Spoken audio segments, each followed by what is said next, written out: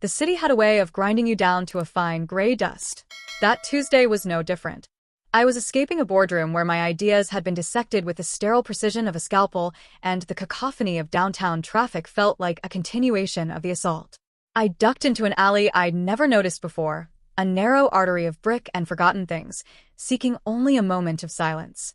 That's when I saw it. Amidst the grime and decay was a door, painted with a riot of sunflowers.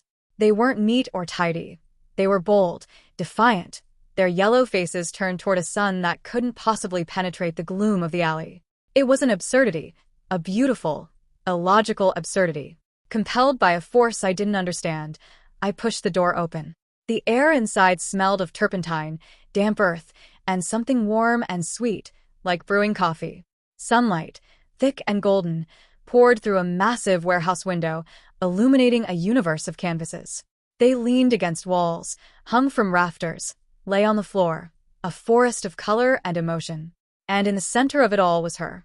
She was wiping her hands on a paint-smeared rag, her hair tied up in a messy knot from which several strands had escaped to frame her face. When she saw me, her eyes, the color of dark honey, lit up with an unreserved warmth that felt almost startling.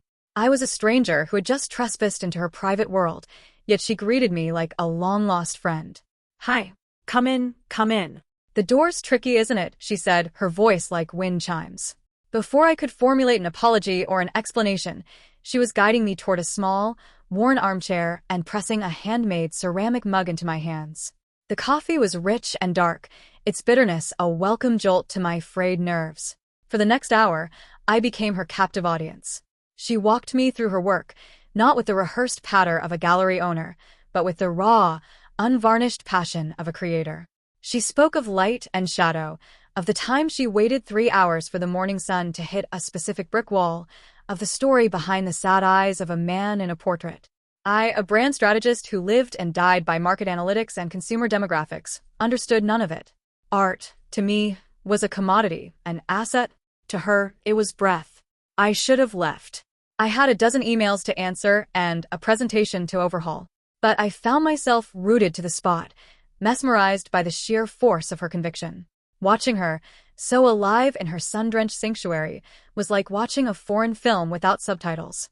I didn't understand the language, but the emotion was devastatingly clear. When I finally left, the taste of coffee on my tongue and the image of her paint-stained smile burned into my mind, and the gray of the city felt a little less absolute. The studio became a habit. I told myself it was the coffee, a superior brew to the sludge in our office machine. I told myself it was a convenient detour on my walk home. These were clean, logical lies that my strategist brain could easily file away.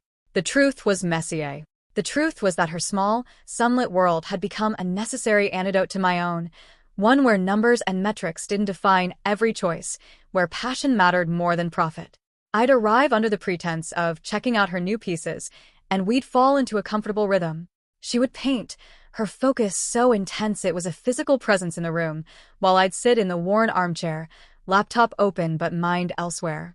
I watched the way she mixed colors on her palette, a fearless alchemy of bold strokes and subtle gradations. My work involved containing things, risks, budgets, narratives. Her work was about letting them run wild, about letting the world see the unfiltered truth of what she felt. One afternoon, she insisted on teaching me to paint. She set up a small easel, a pristine canvas mocking my inexperience. "Just feel it," she urged, her voice soft. "Don't think." It was the most alien instruction I had ever received. My hands, so deft on a keyboard, felt clumsy and foreign holding a brush. My attempts were stiff, controlled, a sad rectangle that was supposed to be a building. She didn't laugh. She just watched me, a small, knowing smile on her face. Then, she took a brush, dipped it in a shocking shade of orange, and drew a single, fluid line across my rigid composition. The entire canvas came alive. "It's not about getting it right," she said, looking from the canvas to me. "It's about being honest." We began to talk. The conversation started on the surface. Her struggles with gallery rejections, my frustrations with corporate bureaucracy. But slowly, the layers peeled back. In the quiet of the studio, surrounded by her honest canvases, I found myself speaking of things I hadn't articulated to anyone. The constant, grinding pressure to be smarter, tougher, less emotional than the men in my meetings, the profound loneliness of a life built around achievement, where success was measured only by the next win. She listened, not with empty platitudes, but with a quiet, unwavering presence. She didn't offer quick solutions or easy comfort. She'd just nod, her honey-colored eyes full of an understanding that felt more comforting than any advice. In her world of chaotic color and raw emotion, my carefully constructed gray existence began to show its cracks. I was observing her, yes, but I was also, for the first time, truly seeing myself, all the parts I'd buried to fit into the corporate mold. The turning point came on a rainy Thursday. I found her staring at a canvas, her shoulders slumped in a way I hadn't seen before. An official-looking letter lay on the small table beside her, its crisp edges a harsh intrusion in the soft chaos of the studio. It was a final rejection from the last downtown gallery she'd held out hope for. The reasoning was brutally concise. Lack of commercial appeal. "It's just a lot of doors," she said, her voice barely a whisper. "And they all seem to be closed." Seeing her spirits so dimmed ignited a feeling in me that was sharp and unfamiliar, a fiercely protective instinct, like someone had struck at something precious and unbreakable. I looked at the art surrounding us, work that was vibrant, alive, and more honest than anything I'd ever seen in a stuffy gallery. Then I looked at her, a woman of immense talent being slowly crushed by a system that valued market trends over genuine vision, that cared more about what sold than what mattered. My corporate mind, usually occupied with brand synergy and stakeholder alignment, kicked into a different gear. The problem wasn't her art. It was its packaging. It was its narrative. She didn't need another gallery that would judge her by sales figures. She needed a platform. One that would let her work speak for itself. She needed a strategist. She needed me. That night, I sat at my sleek, minimalist desk, the city lights twinkling below, and I began to build her a shield. I channeled all the ambition, the relentless drive, and the strategic cunning I usually reserved for Fortune 500 companies into a single purpose. I wouldn't just help her find a new door. I would build her a new one and kick it open for her, no matter what it took. The idea came to me in a flash of clarity: the Urban Arts Exhibition. It would be a city-sponsored event, hosted by my firm as a demonstration of its commitment to local culture. It was the perfect corporate social responsibility play, one that would check every box for the executive board. And she would be its centerpiece, the undiscovered genius whose story would anchor the entire campaign, a symbol of the city's untapped creative heart. I worked for 3 days straight, fueled by black coffee and a cold fury at the faceless entities who had dismissed her talent out of hand. I drafted proposals, built airtight financial models, and designed a marketing narrative that was both compelling and emotionally resonant. This wasn't just about friendship. It was about justice. In my world of sharp elbows and glass ceilings, I had learned to fight, for myself, for my spot at the table. For the first time, I was fighting for someone other than myself. I was using the very system that sought to contain me to liberate her. The pitch was a masterpiece of corporate warfare. I stood before the executive board in a steel and glass conference room, the air humming with quiet skepticism. My presentation was flawless, data-driven, financially sound, and aligned perfectly with the company's Q4 branding objectives. I spoke of community engagement, of authentic storytelling, of the positive press we would garner from championing a local artist. I used all their buzzwords, all their metrics for success, wove them into a narrative they couldn't ignore. But I wasn't selling them a project. I was selling them her story. I showed them images of her work, vibrant even on the sterile projector screen. I spoke of a local artist, a hidden gem, whose raw talent represented the city's untamed creative spirit. I carefully omitted our personal connection, framing her as a strategic discovery my team had unearthed after months of searching local art collectives. It was a calculated, necessary lie. In this room, friendship was a liability, one that could sink the entire project before it began. My director, a man who valued results above all else, leaned forward, intrigued. I saw the numbers clicking behind his eyes, the cost-benefit analysis running its course. I had him. When he nodded, the rest of the board followed. The project was greenlit. Telling her was the hardest part. I didn't want her to feel like a project, a charity case, a box to tick for my company's PR. I went to the studio that evening, my heart pounding a nervous rhythm against my ribs. I found her cleaning her brushes, the quiet resignation from the other day still clinging to her like a fog. I explained it carefully, framing it as a professional opportunity that had emerged from a new city initiative my firm was leading. I told her a selection committee had reviewed portfolios from dozens of local artists, and hers had risen to the top, chosen for its originality and emotional power. Another calculated lie, but one meant to protect her pride, to let her believe this was a win for her art, not just a favor from a friend. The slow dawn of disbelief and then radiant joy on her face was more rewarding than any bonus I had ever received, any promotion I had ever worked for. Her eyes filled with tears, and for the first time, she hugged me, a quick, paint-scented embrace that felt more real than any handshake I'd ever exchanged in a boardroom, more genuine than any corporate celebration I'd ever attended. That night, we celebrated. We didn't go to a fancy restaurant or order expensive wine. We ordered cheap pizza and ate it sitting on the floor of her studio, surrounded by the canvases that were about to get their moment in the sun. The taste of greasy pepperoni and the shared, unspoken triumph felt like the purest form of success I'd ever known. In the warm glow of her studio, for a fleeting moment, I believed that my two worlds, the cold, strategic one and her warm, creative one, could not only coexist, but could actually make each other better. That logic and passion, structure and freedom could be more powerful together than they ever were apart. As the exhibition took shape, a subtle tension began to thread its way into the sterile air of my office. It emanated from one person, my colleague, a man whose ambition was a poorly concealed weapon and who had long viewed my ascent in the firm as a personal affront. He'd watched me land the Urban Arts Exhibition project, watched the board praise my vision, and seethed. He started making comments in meetings, veiled questions laced with insinuation, his words sharp with unspoken resentment. "Quite a find, Avery," he'd said, leaning back in his chair during a team briefing, a smirk playing on his lips. "An artist no one's ever heard of, suddenly headlining our biggest event of the year. You must have a great eye for hidden talent." I brushed it off as professional jealousy, a common currency in our cutthroat line of work. I kept my head down, focusing on the logistics, ensuring every detail was perfect, no cracks for him to slip through. The contracts were signed, the press releases drafted, the gallery space secured. I poured every spare moment into the project, my dedication blurring the line between professional duty and personal mission. I wouldn't let his bitterness ruin this for her. The closer we got to the opening, the more our friendship deepened. She trusted me implicitly, handing over the business side of her life with a sigh of relief, knowing I would protect her art from the corporate machine's cold grip. We spent an entire weekend cataloging her work, my methodical approach a strange but effective partner to her creative chaos. We worked in a comfortable silence, broken only by her stories about each piece.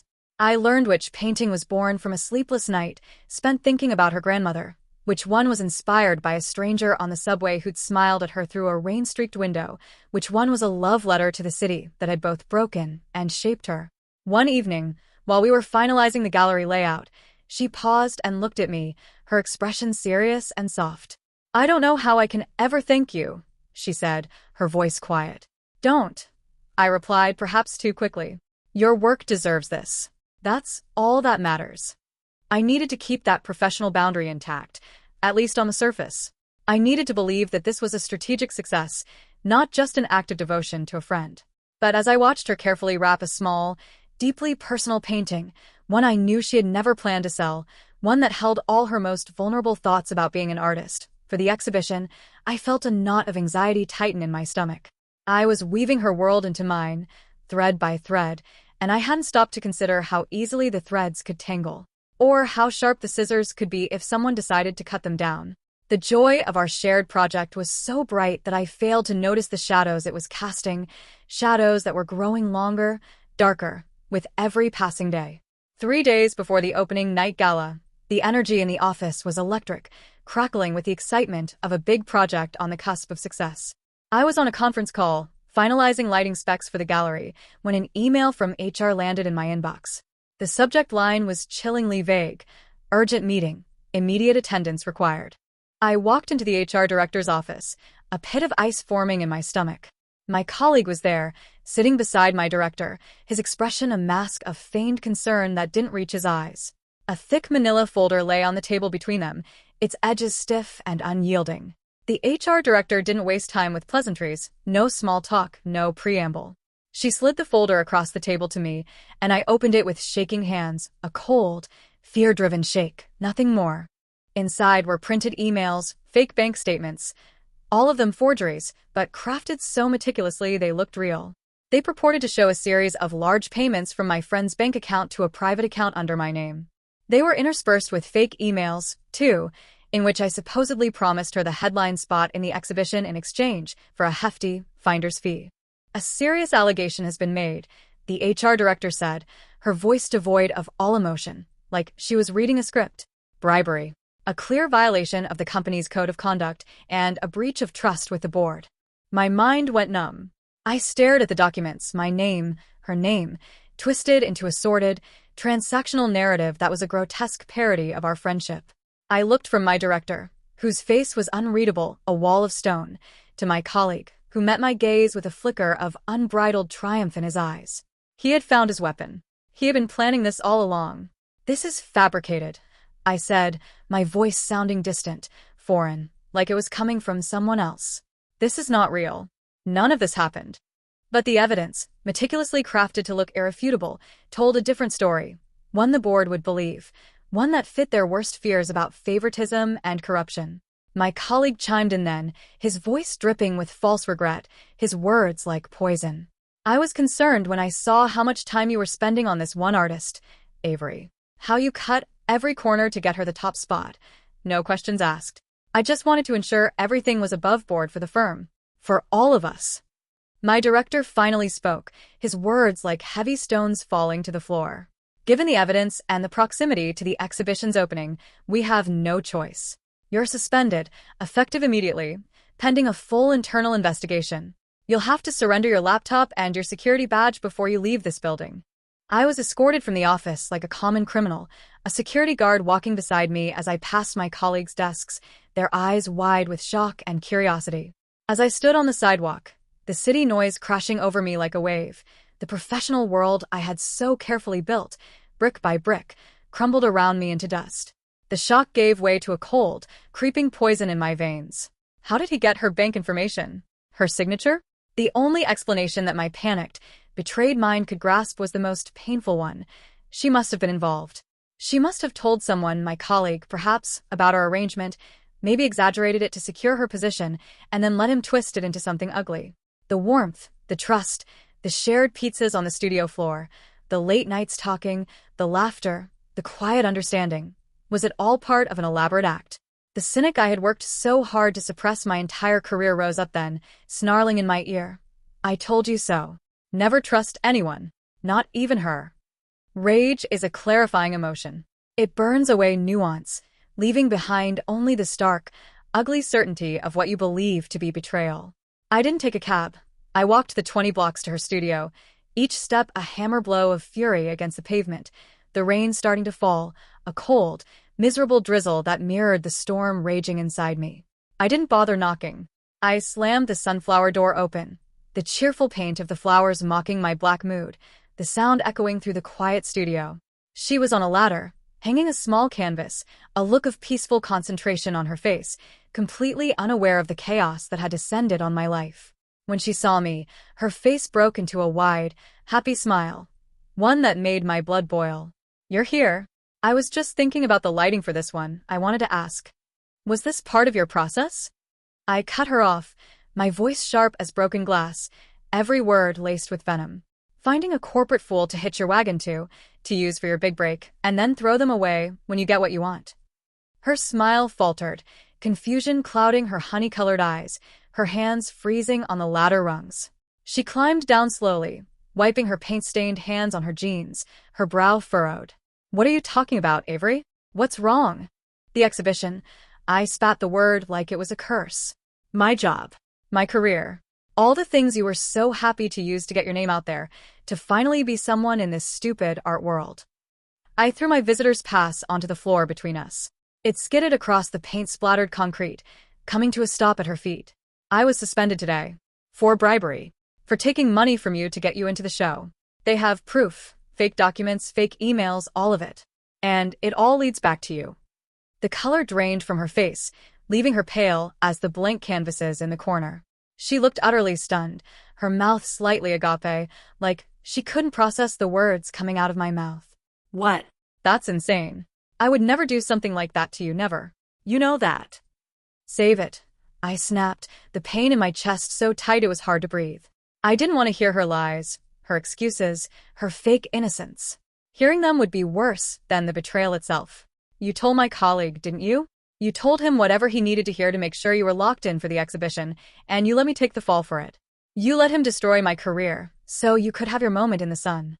No, she said, her voice faltering, soft and broken. She took a step toward me, her hand outstretched, like she wanted to reach for me, to calm me down. Avery, I swear to you, I would never do that to you. You have to believe me. This is a mistake.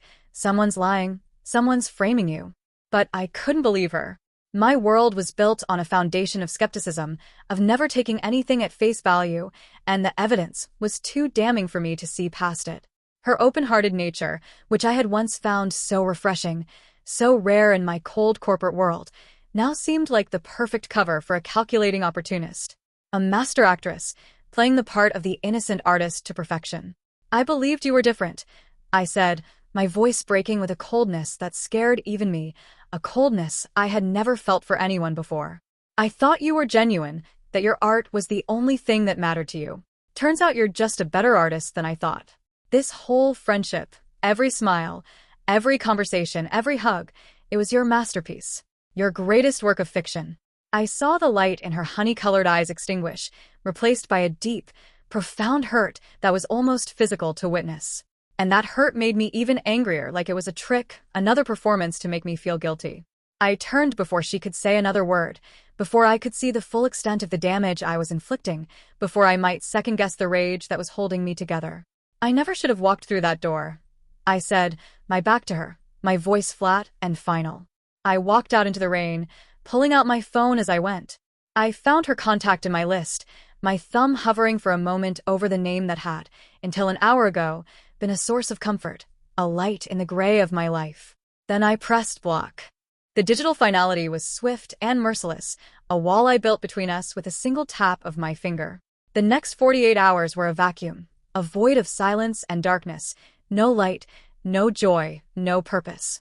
My apartment, usually a calm refuge from the city's chaos, became a high-rise prison cell. I turned off my phone, unplugged my laptop, cut off all contact with the world. The silence was absolute, broken only by the hum of the refrigerator and the distant wail of sirens from the street below. It was a hollow, ringing silence, filled with the echoes of the things I'd said in her studio, the cruel words, the accusations, the venom I'd spat at her. I replayed that scene over and over in my head, each time strengthening my own narrative, each time convincing myself I'd been right to walk away. Her shock was a performance. Her outstretched hand was a plea for a co-conspirator. I had been naive, a mark, a fool for trusting someone outside my corporate bubble. My cynicism, which I'd always viewed as a professional asset, was my only true friend. It had tried to warn me, and I'd ignored it. I'd paid the price. My firm sent a courier to my apartment with a plain cardboard box containing the sad, impersonal contents of my desk, a stapler, a pen set, a framed photo I kept hidden, a picture of my younger self, smiling, before the corporate world had ground the joy out of me, a stress ball shaped like a briefcase. Tucked inside the box was a formal letter on company letterhead, confirming my suspension and outlining the steps of the investigation. Reading the cold, clinical corporate language, I felt a detached sense of vindication. This was the world I understood. It was transactional, ruthless, and predictable. Her world of color and feeling, of trust and friendship, had been an illusion, a dangerous detour from the harsh reality of life. A detour that had cost me everything. I tried to work, to draft strategies for my defense on a legal pad, to list out the ways I could prove the documents were fake, but the words wouldn't come. My mind was a barren landscape, empty of all the creativity and innovation that had made me a top strategist at the firm. The part of my brain that created, that innovated, that saw connections others missed, it had been nourished in the quiet of her studio, in her world of color and passion. Now it was starving, dying without that light. I found myself staring out the window at the endless grid of the city, watching people move like ants on the pavement below. Each of them had a destination, a purpose, a path forward. I was adrift, lost in a sea of gray, with no idea how to find my way back. I had staked my professional reputation on an act of friendship, and in doing so, had lost both, my career, and the one person who had ever made me feel truly seen. The weight of my mistake was a physical pressure on my chest, a crushing force that made it hard to breathe. The silence I had imposed between us was no longer a shield, a defense against betrayal. It was a tomb, and I had buried myself inside it. The call came on the evening of the exhibition opening, the night she was supposed to step into the spotlight, the night I was supposed to stand beside her and watch her dream come true. I almost didn't answer the unfamiliar number flashing on my landline, the only phone I hadn't turned off, but some primal instinct, some small part of me that still refused to let go entirely, compelled me to pick up the receiver. It was my director. His voice was different, less authoritative, less gruff, almost hesitant, a tone I'd never heard from him before. "Avery," he began, pausing like he was choosing his words carefully. "There's been a major development in the investigation. You need to come to the office." Now. I refused, my voice flat and cold, the anger still raw in my throat. The last thing I wanted was another walk of shame through the office, another round of stares and whispers from my colleagues. "I'm not coming in. Whatever you have to say, you can say it over the phone." "This isn't a request," he said, a new urgency in his tone, sharp and insistent. "It's about the investigation. It's over. And you need to be here to hear this in person." An hour later, I was back in the same sterile conference room where my world had fallen apart 3 days earlier. The manila folder of fake documents was on the table again, but this time it was flanked by another, thicker folder, one labeled Investigation Findings. Case closed. My director didn't sit down. He paced the room, his hands clasped behind his back, his jaw tight, a look of frustration and regret on his face. "The IT department found something," he said, finally stopping to look at me, his eyes serious. "Your colleague wasn't just forwarding the fake emails to HR and the board. He was creating them. He used a sophisticated phishing scam to gain temporary access to your friend's online banking portal. He sent her a fake email pretending to be from her bank, tricked her into clicking a link, and took screenshots of her account. He then used a graphic design software to generate the fake transfer receipts and a fake email generator to create the supposed messages between you two. He planted all of it on the company server from a ghost IP address, one that can't be traced back to him directly. It was a sophisticated, malicious, and premeditated attack, one he'd been planning for weeks, ever since the project was greenlit. The information washed over me, a wave of cold relief that made my knees weak, followed by a sickening lurch of guilt that hit me so hard I had to grip the edge of the table to stay upright. I had been right about the threat, right that someone was trying to sabotage the project, right that my colleague was out to get me.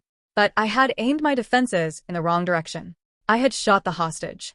I had accused the one person who had never hurt me, the one person who had become my best friend, of the very thing my colleague had done. I had broken her heart. And for what? For my own fear, my own cynicism, my own inability to trust the one person who deserved it most. "He's been terminated, of course," my director continued, his voice hard with anger. "Effective immediately, with cause. We're also pursuing legal action against him for corporate fraud, identity theft, and defamation. He'll never work in this industry again. We've already reached out to every major firm in the city, and he's been blacklisted.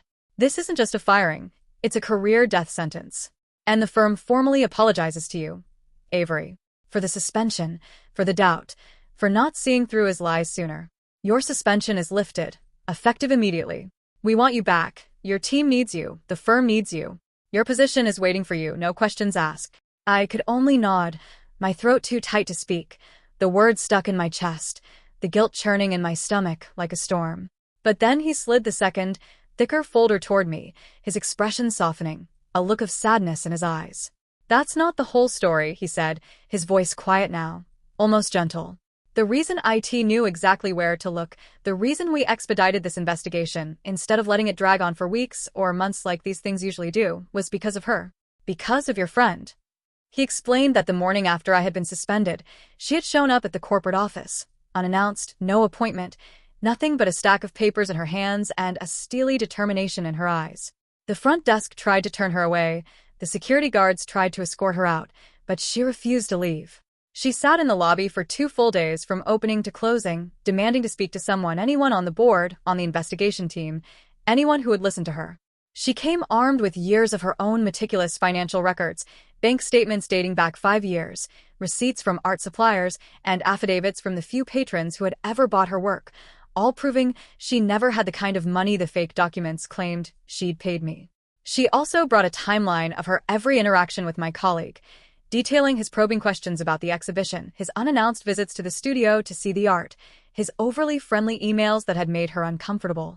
Questions she had initially dismissed as professional curiosity, but that she'd written down in a notebook. A habit she'd had since art school, of jotting down everything that felt off. "She built a case for you, Avery," my director said, his gaze steady and sincere, locking with mine. "A better case than our entire legal team could have built for you in a month. She didn't just say you were innocent, didn't just beg us to believe you. She proved it, irrefutably, with facts and evidence and unshakable resolve. She never wavered, not for a second. Even when we told her it might not matter, even when we said the evidence against you looked too strong. She just kept fighting. For you." The weight of it all hit me then, a tidal wave of guilt and shame that made my eyes burn with tears I hadn't let fall since that day in her studio. While I had been locked in my apartment, marinating in my own cynicism and anger, wallowing in self-pity, she had been fighting for me. She had walked into the lion's den, the cold, corporate world she feared, the world she'd always stayed away from, to save me from it.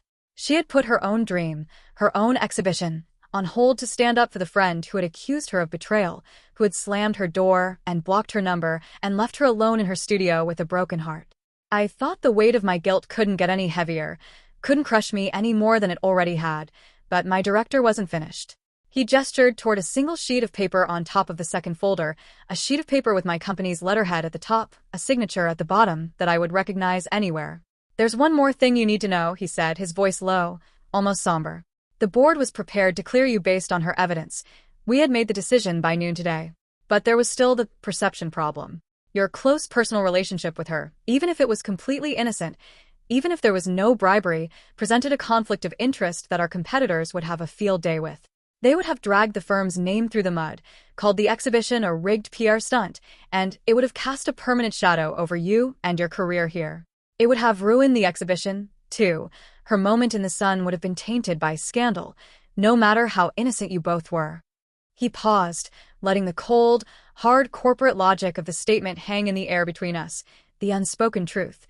In the business world, perception is everything. Even the hint of impropriety is enough to destroy everything. She understood that before we even had to explain it to her. He went on, his voice softening even more, a note of admiration in his tone.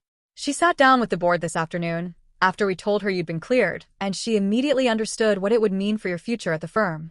She understood that your career here was on the line, that the shadow of a conflict of interest would follow you for years. So, she made a decision. On her own. No one asked her to, no one pressured her. She just did it." He slid the single sheet of paper toward me, and I picked it up with shaking hands. It was a formal withdrawal letter. She had voluntarily, and with immediate effect, pulled all of her work from the Urban Arts exhibition. She had given up the platform I'd built for her, the moment she'd been working toward her entire life, the exhibition that was supposed to launch her career, all to protect me. The signature at the bottom was hers, firm and clear, no hesitation, no doubt.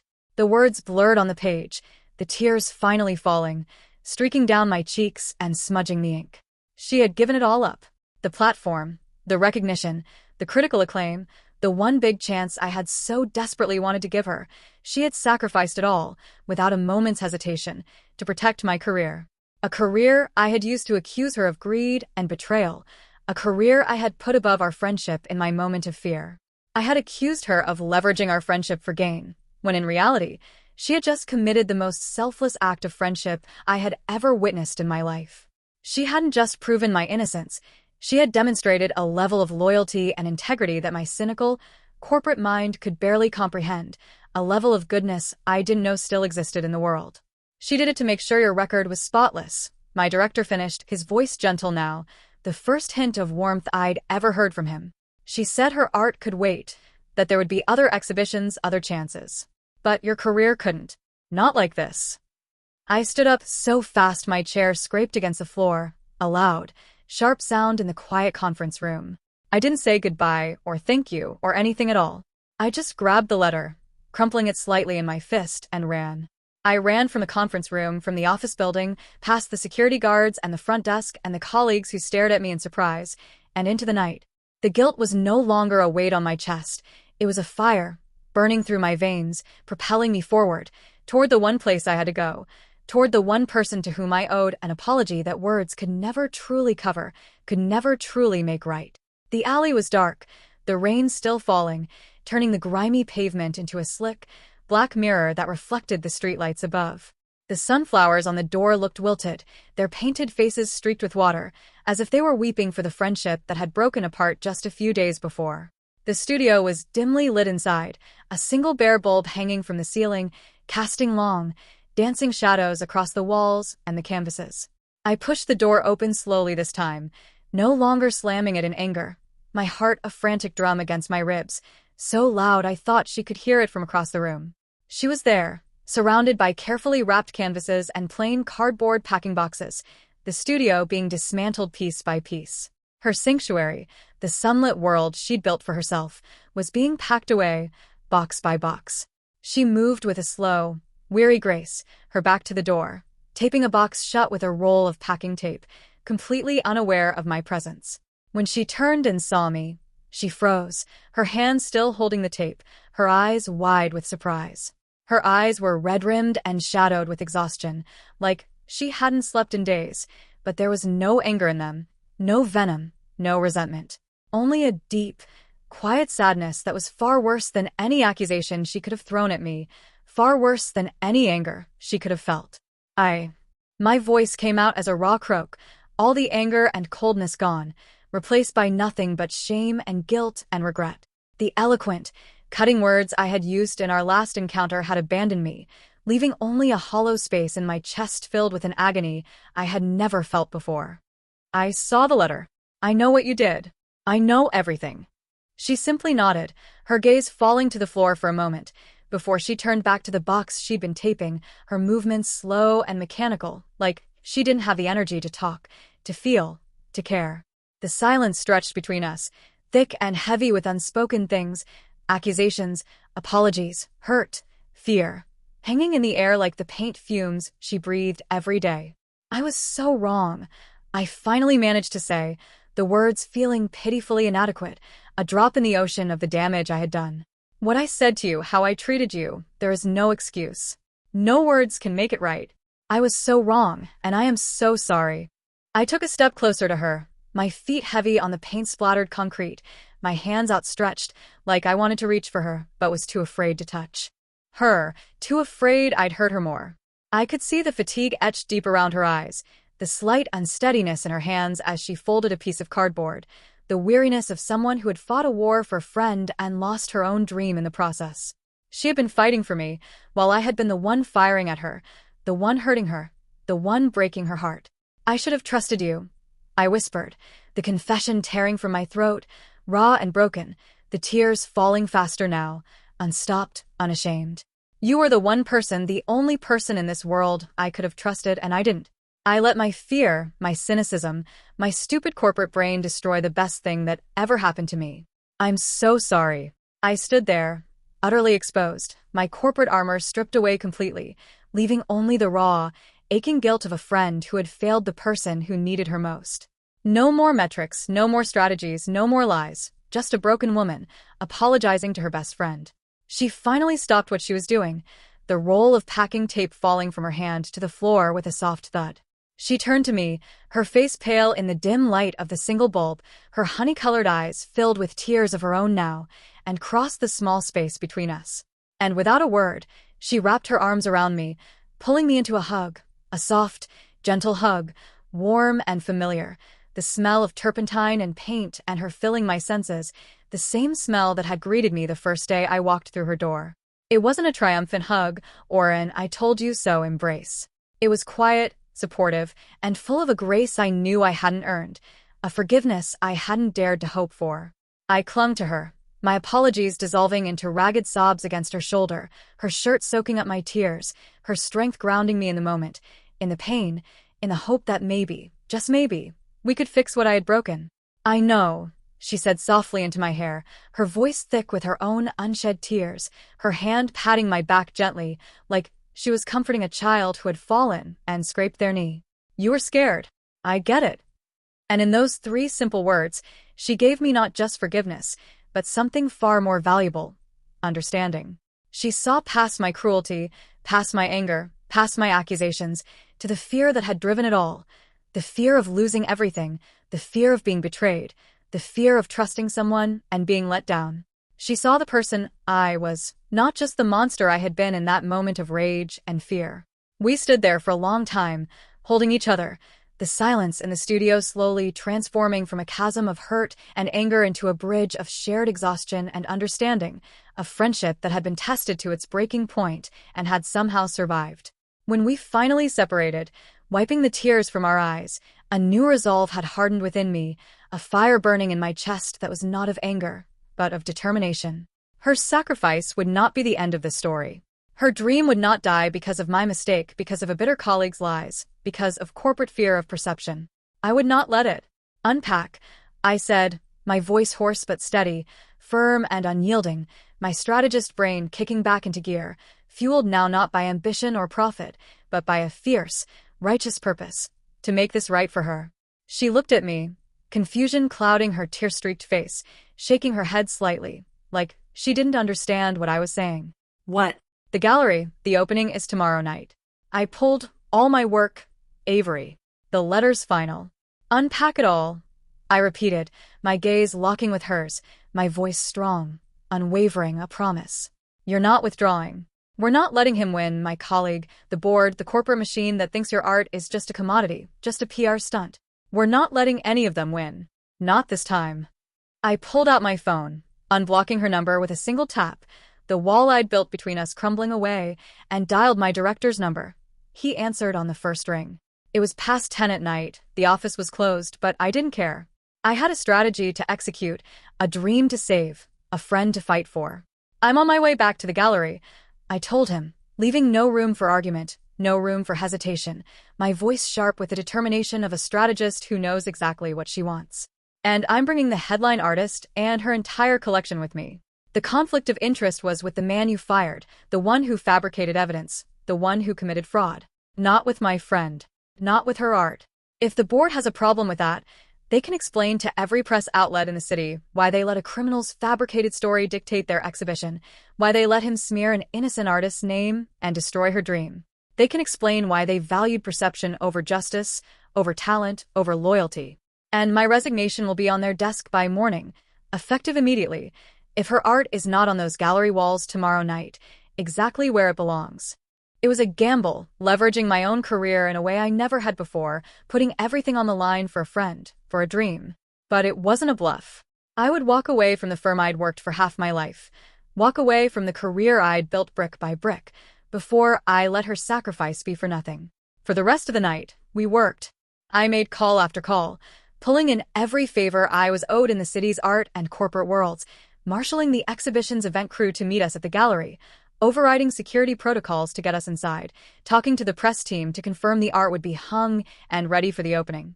She, revitalized by this new, shared mission, by the hope that her dream wasn't dead after all, directed the placement of each piece, her eyes bright with passion once more, her hands moving with the familiar confidence of an artist who knows exactly where her work belongs. We moved in a synchronized, unspoken rhythm, my methodical planning complementing her intuitive eye for beauty, my corporate know-how supporting her artistic vision, two worlds colliding, merging, becoming something stronger together. The act of physically hanging her art, of reclaiming the space that had been stolen from her, of putting her sanctuary back together in the gallery, was a healing balm for both of us, a way to mend the broken threads of our friendship with every nail driven into the wall, every canvas hung in its place. We rehung every canvas, my meticulous eye for placement and symmetry complementing her intuitive sense of flow and emotion, turning the cold, empty gallery into her world, her sunlit, colorful, honest world, brick by brick, canvas by canvas. As the first hints of dawn crept through the gallery skylights, painting the walls with soft golden light, we stood back, side by side, our shoulders touching, exhausted but united, our hands covered in paint and dust and tape, and looked at what we had built together. The room was filled with her light and shadow, her pain and her joy, her truth and her talent. It was a testament not just to her art, but to our resilience, to the fact that friendship, when it's real, when it's built on trust and loyalty and understanding, can survive even the darkest storms. We had taken the shattered pieces of the last few days, the lies, the betrayal, the hurt, and, together, created something whole and beautiful again. The exhibition was ready. And she was ready. The opening night gala was a blur of clicking cameras, clinking glasses of champagne, and the low hum of appreciative murmurs from the crowd that filled the gallery from wall to wall. Art critics, gallery owners, corporate sponsors, city officials, local artists, they all came, drawn by the story of the artist who had been wronged, the strategist who had fought for her, the exhibition that had almost never happened. I stood at the edge of the crowd, a silent observer, not wanting to steal her spotlight, not wanting to make this night about me. This wasn't my victory lap. It was hers. I watched as critics and collectors, people who would have never ventured down her dark alleyway, who would have never given her art a second look, stood mesmerized before her work, their voices low with admiration, their eyes wide with wonder. They spoke in hushed tones about her bold use of color, her profound emotional depth, the raw honesty of her brushstrokes, the way her art made them feel. Something real, something human, something that stuck with them long after they turned away from the canvas. She was luminous. Dressed in a simple black dress, her hair pulled back in a loose braid, a smudge of paint still on her wrist, a deliberate choice, I knew, a nod to her studio, to her roots. She moved through the crowd not with the anxiety of an outsider, but with the quiet confidence of an artist who finally knew her worth, who finally knew her art mattered. She answered questions with grace and passion, shared the stories behind her pieces with anyone who asked, shook hands and smiled and talked with the kind of ease that comes from being seen, truly seen, for who you are and what you create. But her eyes kept scanning the room, again and again, like she was looking for someone, like she needed to know I was there. She finally found me near the back, partially hidden by a large abstract canvas that pulsed with shades of deep blue and fiery orange, a piece she'd painted after a particularly brutal gallery rejection, a piece that held all her anger and hope and determination. It was my favorite of all her work. She walked over, a glass of champagne in her hand, and offered it to me, a small, warm smile on her face, the same smile that had greeted me the first day I walked through her sunflower door. I shook my head, a small smile of my own tugging at my lips. I wanted to experience this moment with perfect clarity, no alcohol, no distractions, just her, her art, her dream coming true. We stood together in silence for a few minutes, watching the world discover her, watching her finally get the recognition she had earned, the recognition she deserved. The painting beside us seemed to capture the essence of our last week, the turmoil and the fire, the darkness and the light, the hurt and the healing, the brokenness and the wholeness that comes from standing together through the storm.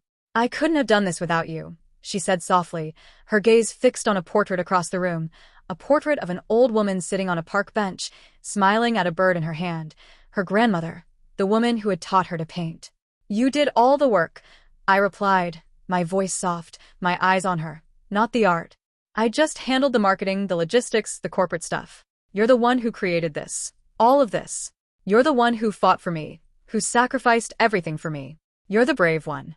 She turned to look at me, a small, knowing smile playing on her lips, her honey-colored eyes bright with joy and gratitude and friendship. You did more than that, she said, her voice quiet but clear. The words meant only for me. You fought for me. When no one else would, when the world was against me, you fought for me. And that's all that ever mattered. You fought for me first, I countered, the memory of her sacrifice still a tender spot in my chest, a reminder of how much she means to me. You walked into the fire for me, into the corporate world you hate, and you fought for the friend who had hurt you. You walked into the lion's den for me. She simply nodded, her gaze returning to the crowd, to her art, to the dream she had finally made real, and smiled. There was no need to say more.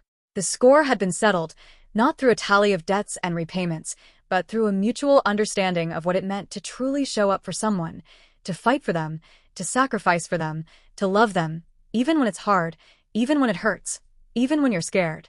We had both walked through the fire. The difference was we had come out on the other side together. As I watched a prominent New York art critic engage her in an animated conversation, a wave of profound peace washed over me, a calm I had never felt before. I hadn't just saved a project, a career, an exhibition. I had helped a friend find her light. And in doing so, I had found a piece of my own light that I didn't even know was missing, a piece that had been buried under the gray of the corporate world for far too long. Months after the exhibition, the dust settled, and the shape of our new lives began to emerge, bright and clear, like the sun breaking through the clouds after a storm. Her career took off in a way that was both meteoric and deeply deserved. She got a proper art agent, a solo show at a prestigious gallery in the heart of the city's art district, and the kind of critical acclaim that ensured she would never again have to worry about a gallery rejecting her work for lack of commercial appeal.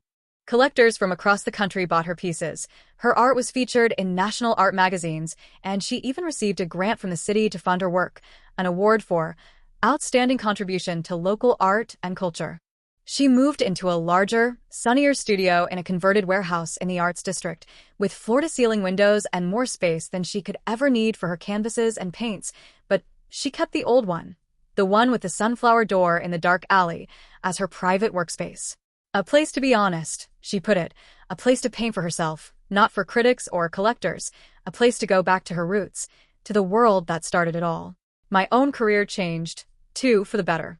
The incident had exposed the rot in my department, the bitterness and jealousy that had festered under the surface, and the firm had cleaned house, promoting people who valued talent and loyalty over ambition and backstabbing. But the incident had also solidified my reputation as someone who is not only a brilliant strategist, but also fiercely loyal, someone who would fight for what's right, for the people she cares about, even if it means putting her own career on the line.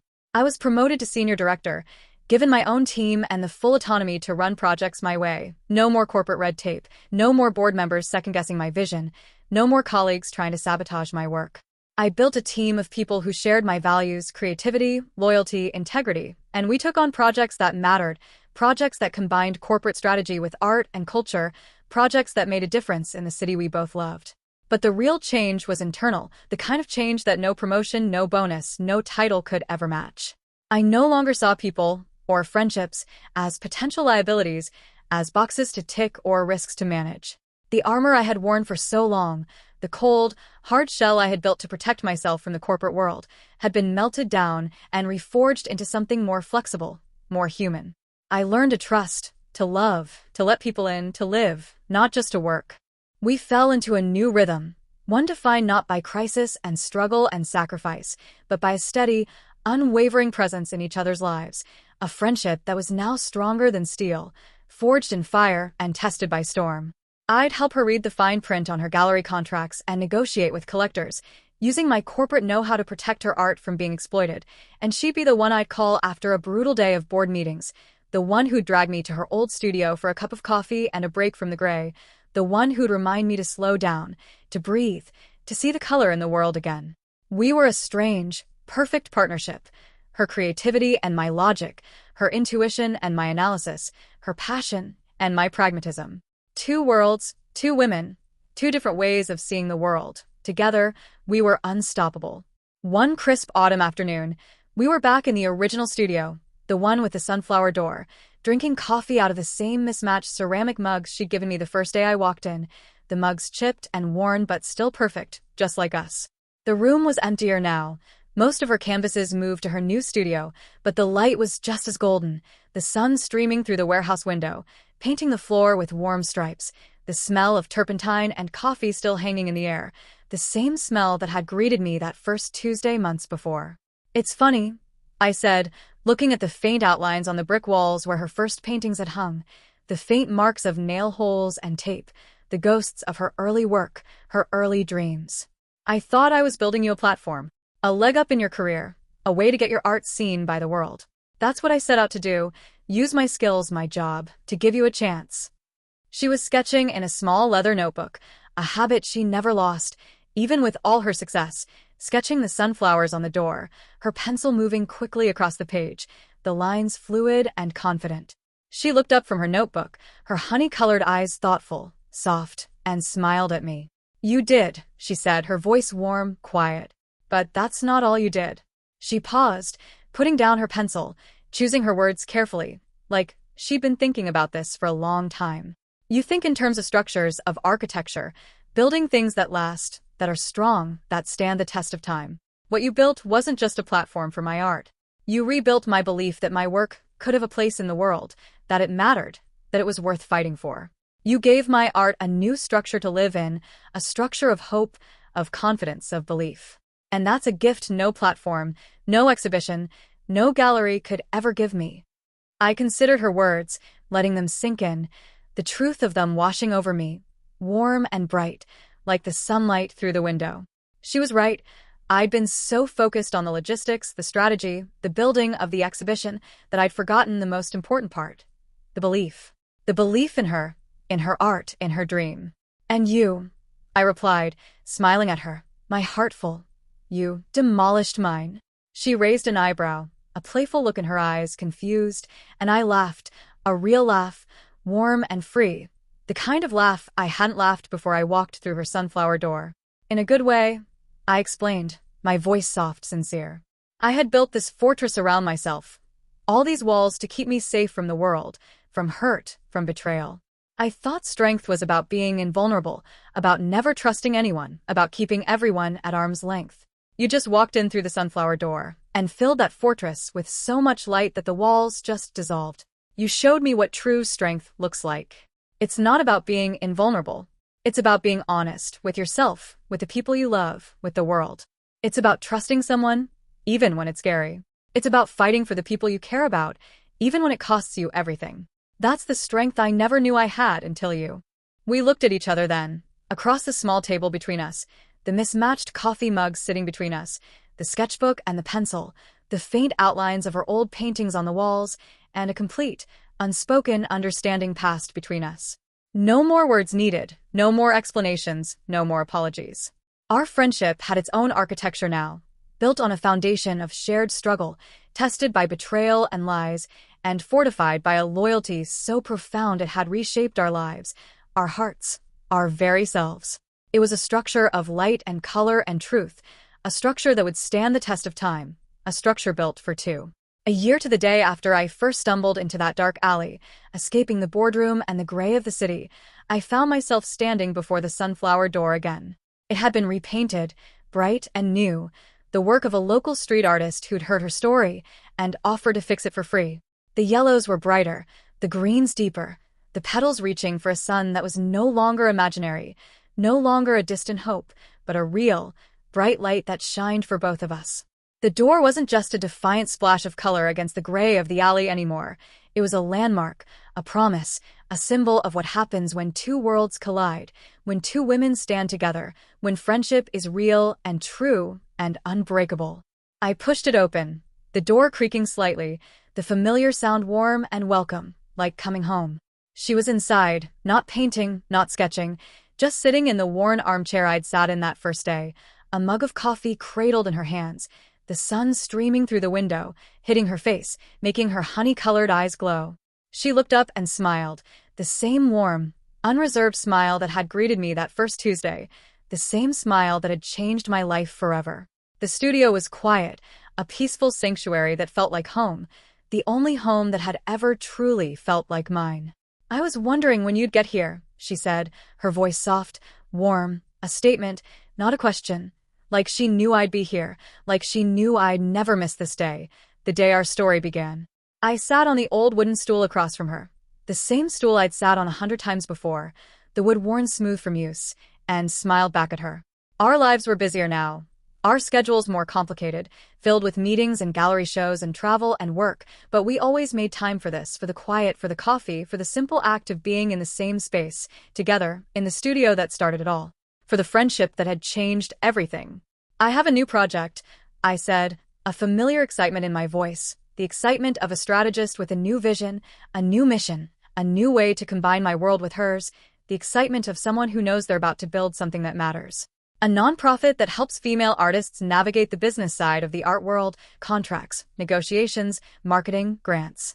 Artists who don't have the connections, the know-how, the support to fight for their work, to protect their art, to make their dreams real.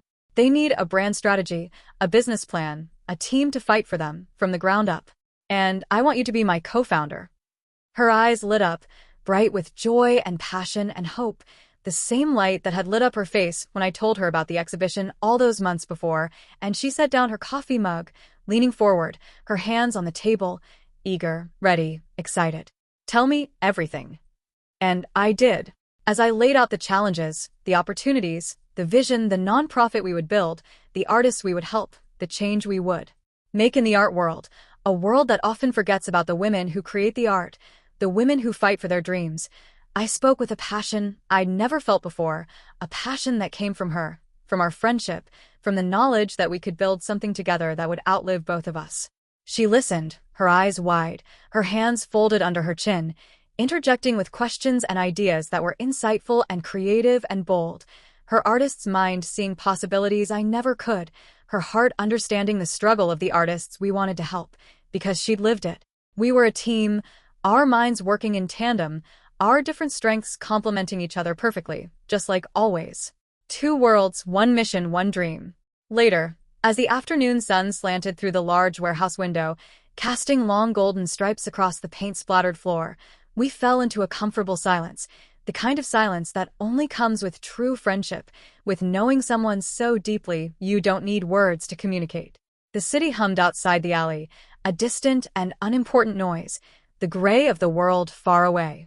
Here, in this small room with the sunflower door, we had built a world of our own, a world of light and color and truth, a world of friendship and loyalty and hope, a world where two women could stand together and change the world, one canvas, one strategy, one dream at a time.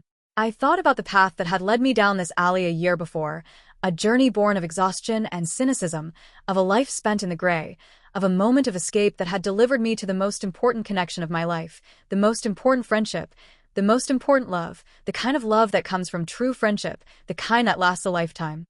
We had weathered a storm that would have destroyed most relationships, a storm of lies and betrayal and sacrifice, a storm of anger and hurt and fear. We had faced down a bitter colleague, a cold corporate machine, our own doubts and fears. And we had emerged not just intact, but stronger, more deeply intertwined than ever, our friendship forged in fire, our bond unbreakable. She caught my eye and smiled, a soft, warm smile, a silent acknowledgement of everything we had been through, everything we had built, everything that was yet to come. Our story wasn't a fairy tale with a neat and tidy ending, no happily ever after written in ink. It was something real, something forged, something alive, a story of two women, two worlds, two dreams, woven together into one. We were two women, standing in our own light, ready for whatever came next, ready to fight, ready to build, ready to dream, ready to stand together. Our friendship was our fortress and our sanctuary, our light and our strength, our sunflower door in the dark alley. The wind would blow, storms would come, the gray of the world would always be there, but the sunflowers would always stand tall. Together,